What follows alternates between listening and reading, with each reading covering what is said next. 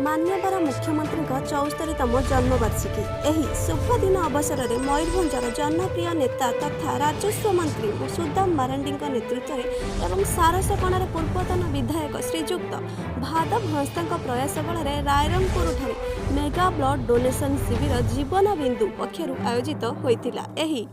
रक्तदान शिविर सकाळ 9 घटिका समय आरंभ होता। समस्ते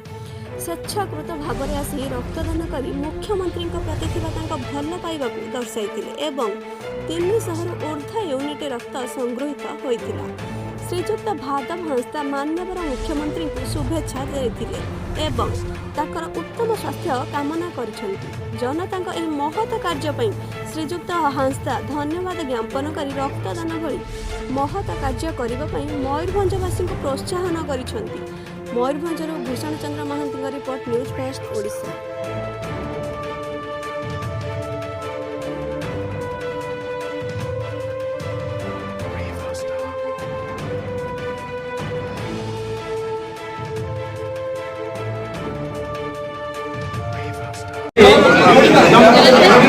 मान्यवर मुख्यमंत्री श्री नवीन पट्टनायक जो 70तम जन्म जयंती अवसर में आम भारतीय जनता दल तरफ रायरंगपुर उपखंड स्तरीय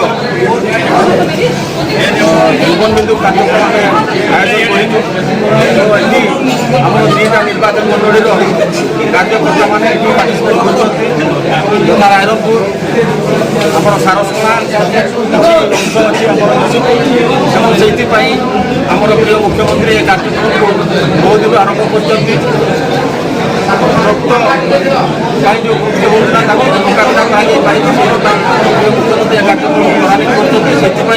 आम दल तरफ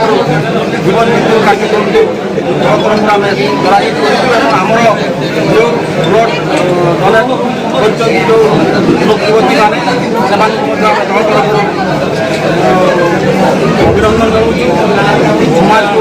गठन करने समस्त भूमिका केते संग्रह पर्यंत 200 रक्त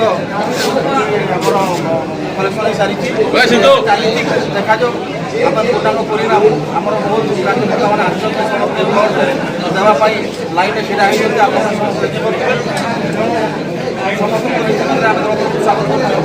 साहेब कुमार हंसदा पूर्वतन विधायक रायरंगपुर आज आम अति आनंद और खुशी